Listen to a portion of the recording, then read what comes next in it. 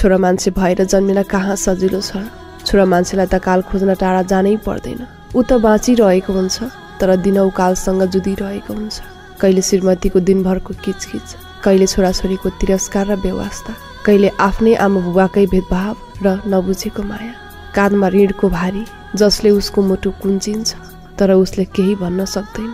दिनभरको कामले ऊ थाकेको हुन्छ तर बोल्दैन, रुन्छ भित्रभित्रै। किनकि छोरा मान्छे रुनु हुँदैन भन्ने समाजमा आँसु देखाउनै सक्दैन।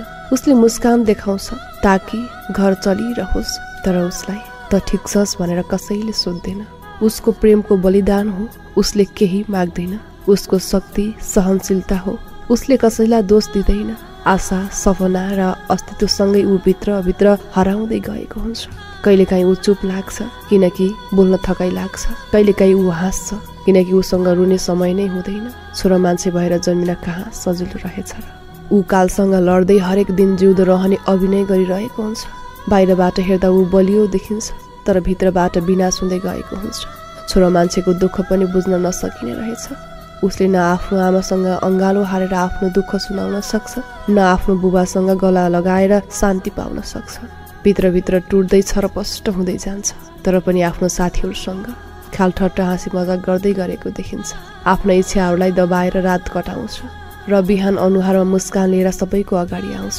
यदि आँसु बग्न खोज्छ भने पनि भित्रभित्र दबाउने गर्छ किनकि छोरा मान्छेको त्यागको कुनै सीमा हुँदैन। कहिले छोरा बनेर, कहिले श्रीमान बनेर, कहिले बुबा बनेर, कहिले दाजुभाइको भूमिका निर्वाह गरेर त कहिले एउटा जिम्मेवार व्यक्ति बनेर उसले प्रत्येक दिन आफ्नो खुसीहरूलाई त्यागिरहन्छ, आफ्नाहरूको संसारलाई सम्हालिरहन्छ।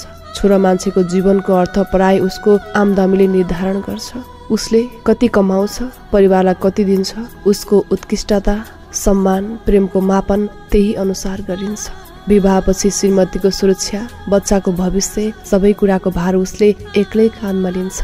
दिनपछिको रात, रातपछिको दिन बित्दै गर्दा उसले आफ्ना सारा रहरहरूलाई घाँटी थिचेर अगाडि बढ्छ। उसलाई आफ्नो दुःखको लागि कुनै ठाउँ हुँदैन। कामको बोझ र घरका मान्छेले आफूलाई नबुझिदिँदा त्यसै मन रुन्छ। मन रुँदै गर्दा आँसुले छोरा मान्छे भएर किन यसरी झसस भन्छ। मनले भन्छ कमजोर मान्छेको समाजमा घर परिवारमा कुनै ठाउँ हुँदैन। त्यसैले आफ्नो खुसीको गला थिचेर खुरुखुरु अगाडि बढ। सबैको कुराको जिम्मेवारी पूरा गर्दा गर्दै एक दिन छोरा मान्छे मौन हुन्छ। उसको जिन्दगीको पाना खाली हुन्छ। अरूको खुसी पूरा गर्दा गर्दै आफ्नो नाममा केही लेखिँदैन। मध्य उमेरमा आएपछि उसले सोच्न थाल्छ अब आफ्नो लागि केही गर्छु, तर उसको उमेर गइसक्यो, समय गयो, सपना गयो। अब उसँग कर्तव्यले थाकेर थकित गरेको शरीर मात्रै बाँकी रहन्छ। समाजले भन्छ छोरा मान्छेले सबै गर्न सक्छ, तर नबिर्सिनुहोस् ऊ छोरा मान्छे हो। उसको पनि मन हुन्छ, रहर हुन्छ, कमजोरी हुन्छ। ऊ पैसाको मेसिन मात्रै होइन, उसलाई पनि अलिकति परिवारले बुझिदियोस् भन्ने चाहना हुन्छ।